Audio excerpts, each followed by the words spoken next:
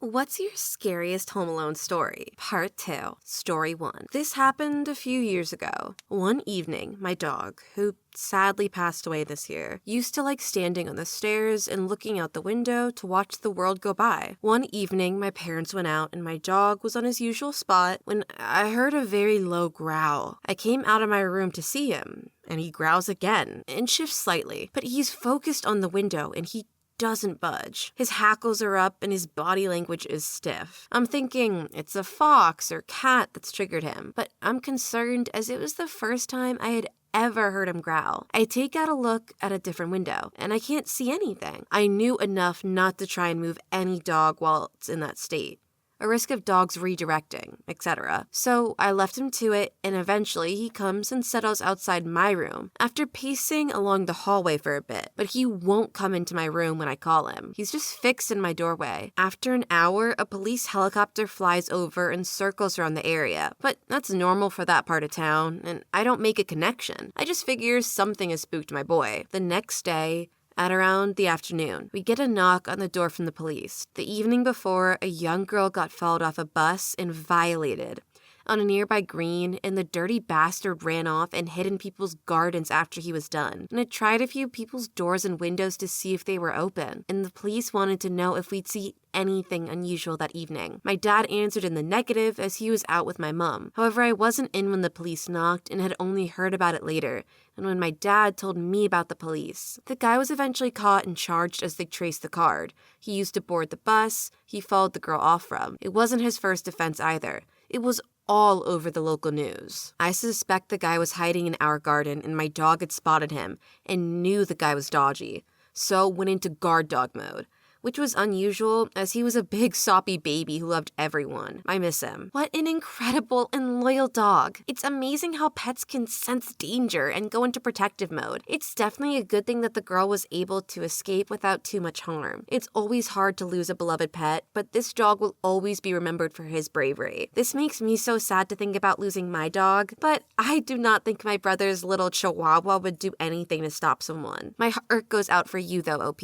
Story 2. The carbon monoxide alarm went off. Since someone asked me what happened, I was a little kid when this occurred. I was home alone, upstairs in my bedroom, and my dad was down the street at a neighbor's house. I'd never heard the carbon monoxide alarm go off before, and no one told me about it. So when it went off, it scared the toenails out of me. It was located in our big, empty basement, so that only amplified the noise like the world's worst kind of acoustics. It took about a minute to figure out the house wasn't on fire, so I tried to investigate what the alarm could be. I wasn't able to get down the basement steps because it was so loud and painful to my ears to be that close to the noise. Not sure how normal that is, but this mother effer was loud.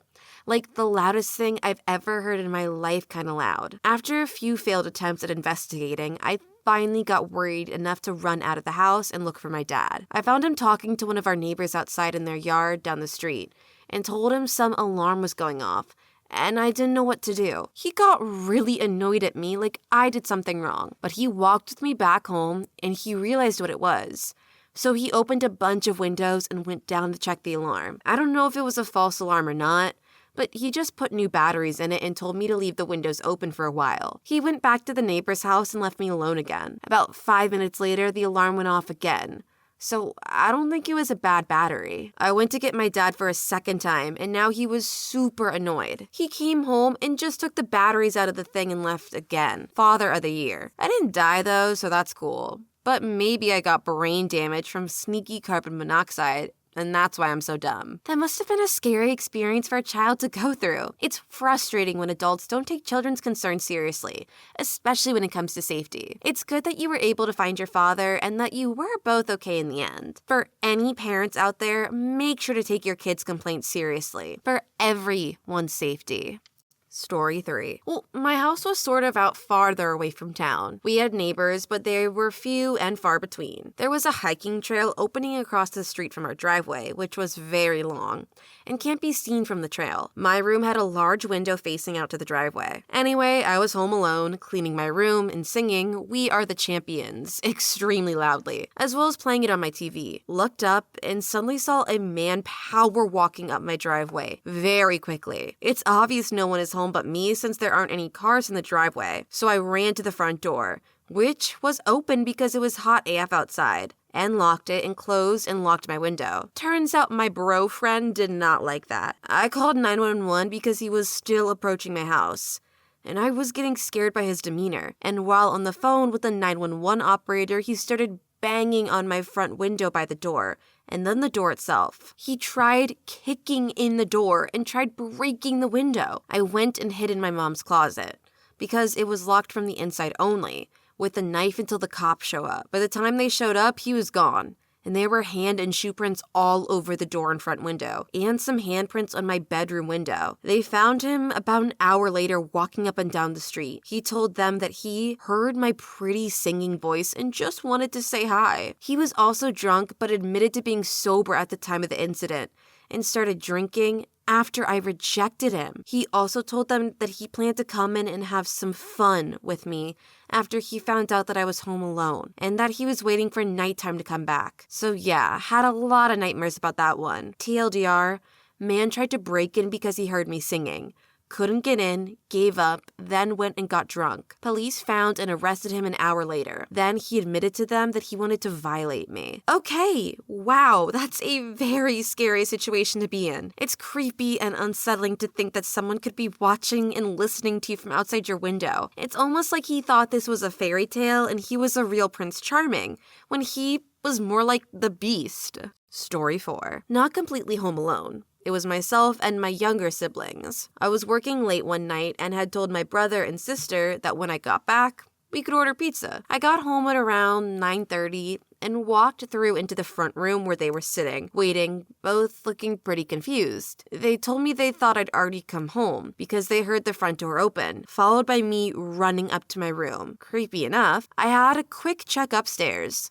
Nothing there, so proceeded to order the pizza. Now, I don't fully believe in ghosts. I've always thought there could be something, but I'm the kind of person who has to have a logical reason for everything. Anyway, we're sitting, waiting for our food to arrive, when one of our 3 dogs sits up with his ears pricked and essentially watches somebody walk into the room and sit in the empty armchair. Then, dog 2 of 3 starts growling, staring at the armchair. Dog 2 of 3 is a rescue and is very wary of people that he doesn't know, and was acting exactly how he would towards a stranger. Dog 3 then plods into the room, chilled as anything, and goes to jump into his favorite armchair. He gets to it and stops, staring directly at face level as if somebody is sitting there. At this point, I'm sure you can imagine we're all freaking out. He just sits beside the chair growling, and he's definitely not comfortable with whatever sat there. My siblings and I have all frozen. There's a horrible feeling in the room. We all sat staring at the armchair on edge when the front door opened. My mom had come home early, and the dogs all ran through to see her. I don't think I slept properly again in that house. This seemed to have tied in with a few other creepy things which happened, but I won't go into that here. Story 5. Wasn't alone, but I was a teenager with my girlfriend and my parents weren't home. We were house sitting for my mom who was on vacation with her boyfriend. We're sitting there in the living room, which is right next to the front porch.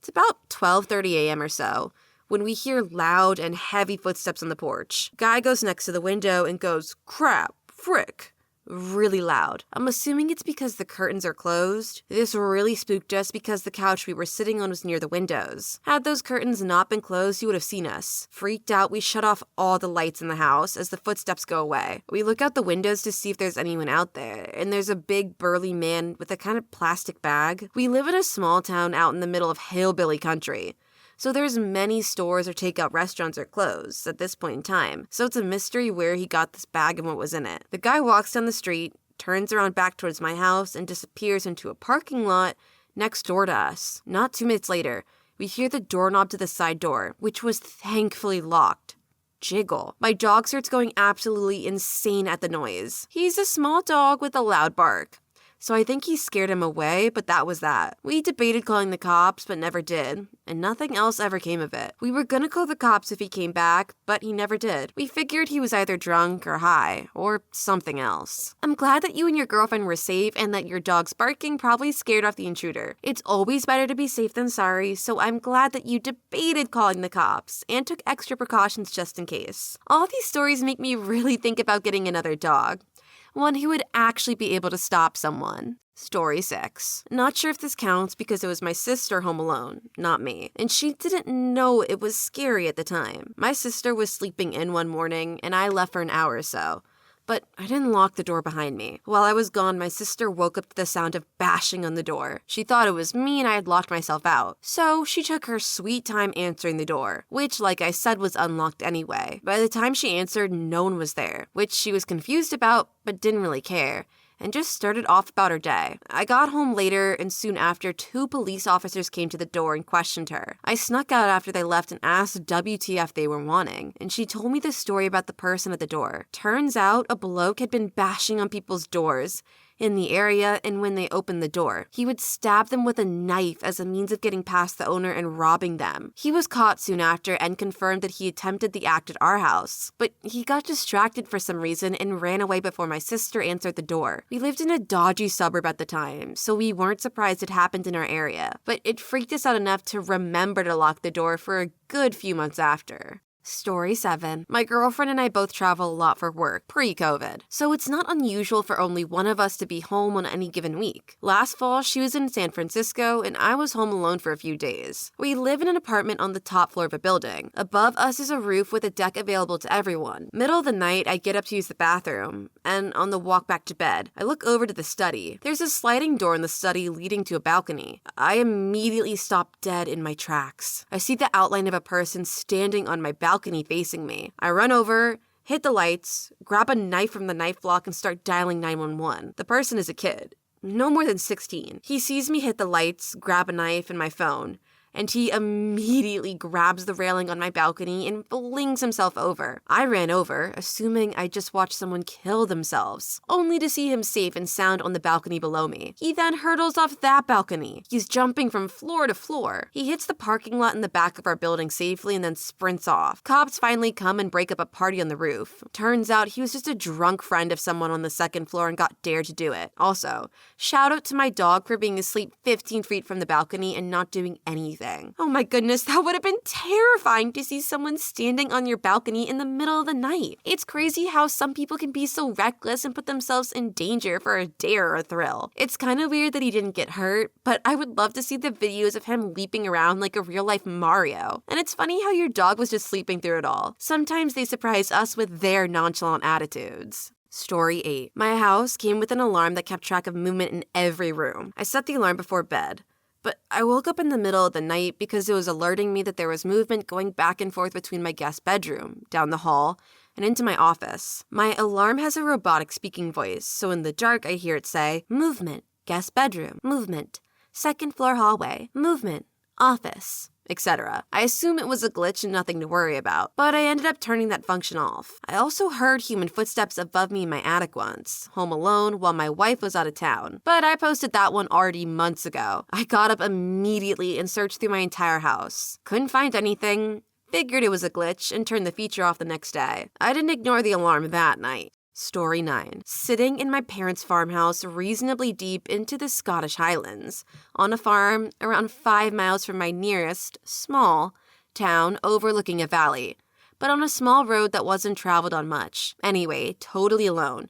Just chilling in the living room and something smashed into the window right beside me. I freaking shat myself. A huge crow, completely out of the blue, flew hard into the window. Double glazed, so didn't break, but made a heck of a noise about 3 feet away from me. I was freaking out. How could a crow hit that window in the house, having not avoided the house altogether? I was on edge for hours afterward. It survived and eventually kinda limped and eventually flew away. Just a random occurrence, but it gave me a serious fright all alone up there on a windy hill. Later on, I could laugh as it left a perfect bird-shaped greasy mark on the window, like something out of a cartoon. I can only imagine the feeling of something suddenly smashing into a window right beside you when you're alone in a remote area. It's a relief that the crow survived and flew away, but I can understand why you were on edge for hours afterward. Thank goodness the glass didn't hurt you or anything. Although maybe it would have been nice if he had, because you could have made like crow nuggets. Too gross? Okay. Story 10. My grandparents paid me to house sit for them and take care of their 2 animals.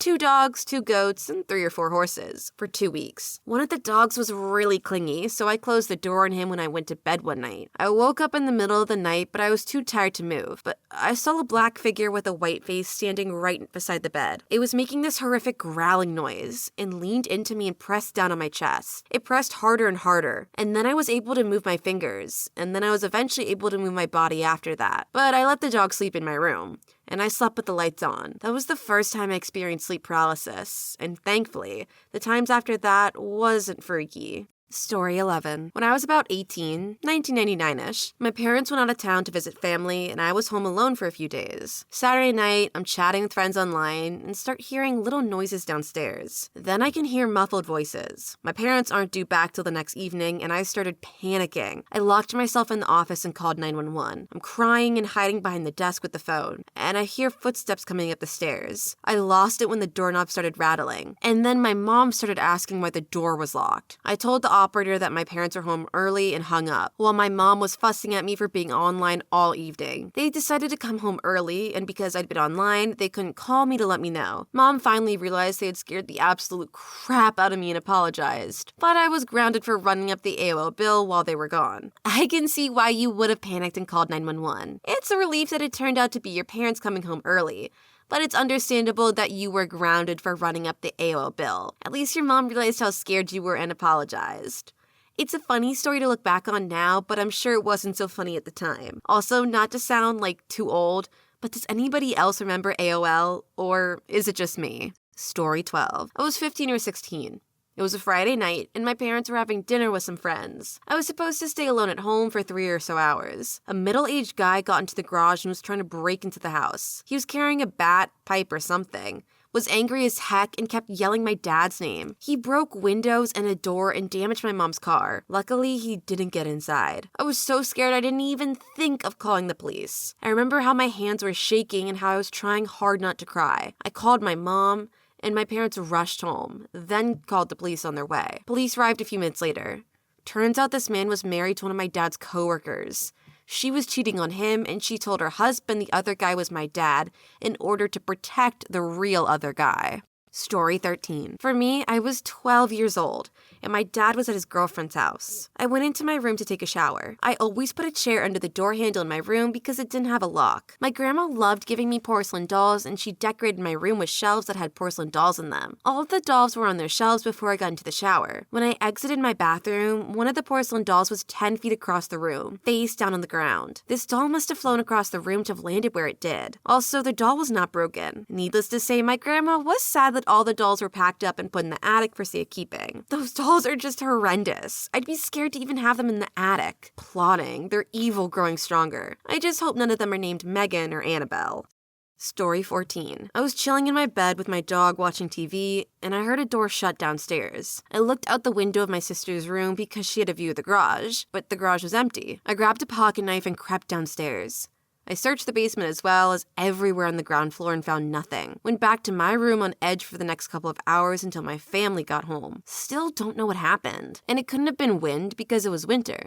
So we had all the windows closed. Not that scary, but a door closing when you're home alone and not even 12 is a little spooky. Story 15. I was watching some sort of ghost TV show about demons or something in my basement, home alone, when I was probably 14 or 15. A frickin' turkey walked up to the sliding door and started tapping on the glass. I noped the frick out of that basement so fast. I don't think I ever watched that show again. Either the show was called A Haunting. Story 16. The lights turned off all at once while I was in the kitchen. It was pitch black. I heard the door open. For some reason, instead of thinking of a power outage, my brain went to, someone has cut the power and is coming to kill me. I grabbed the landline, the knife, and was crouched behind the kitchen counter, hearing steps come through the house, trying to breathe as quietly as possible. Then I hear my mom go, "Hello? Anyone home?" The power went out by the chance at the exact moment she came in the door. That would have been an awkward hospital trip. Well, that's quite a situation to find yourself in. Your mind can play some pretty wild tricks on you in the dark. But lucky for you, it was just your dear old mom coming home. I guess you were ready to defend your kitchen with a knife and a phone call to emergency services. Maybe next time consider adding a flashlight to your repertoire, though. Story 17. My sister and I were home alone. Our parents were out with some friends. Suddenly, there was the voice of a young child downstairs repeatedly screaming, Mommy? After a few minutes, I was finally able to go downstairs and look. Turns out our PC was turned on and it played the sound, so I turned it off. When our parents came home, they didn't believe us until it started again a few days later in the middle of the night. This time our parents were home, and it turned out there was some strange virus on our computer. Story 18. First time I was ever home alone, an earthquake hit. Being a 10-year-old who had never experienced an earthquake, I had no idea what was happening and lost my crap. Story 19. Got a hot dog stuck in my throat. I chopped myself in the Adam's apple and it flew out. Please leave your story in the comments. I would love to make a video on them in the future. Also, don't forget to like and subscribe.